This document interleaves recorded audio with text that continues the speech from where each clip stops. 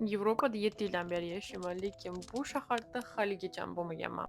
Shuni to'g'irlash uchun Krakowdan Pragagacha o'rtoqlarimiz bilan road trip qilishga qaror qildik. Krakowdan Pragagacha 6 soatda yetib keldik. Bu Pragadagi day 2 vlog. Birinchisini ko'rish uchun shu videoga kiring. Pragadagi ikkinchi kunni juda ham erta boshladik, chunki boradigan joylar ko'p, havo esa juda ham issiq. Ertalabdan в первую очередь завтрак qilishga kafeshka qidirish bilan boshladik и Google'dan отзывlarni o'qib shu kafeshkani topdik. Bunga tramvayda yetib oldik. Men zavtrakamga 8 out of 10. 10 dan 8 beraman, chunki juda ham ko'p kutdik kelishini. Could be better. Ovqatlanib o'zimizga kelib, hayot çok güzel deb dальше matcha olishga keldik. Shu joydagi matchalarni juda ham sevdim. Pragada yashaydiganlar you must try it. Bu Pragadagi ikkinchi kun outfit check.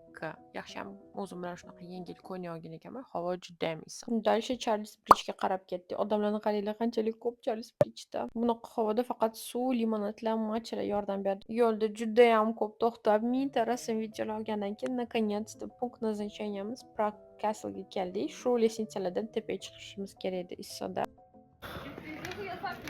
Lestnitsalardan tepaga chiqdik. Tepaga chiqdik.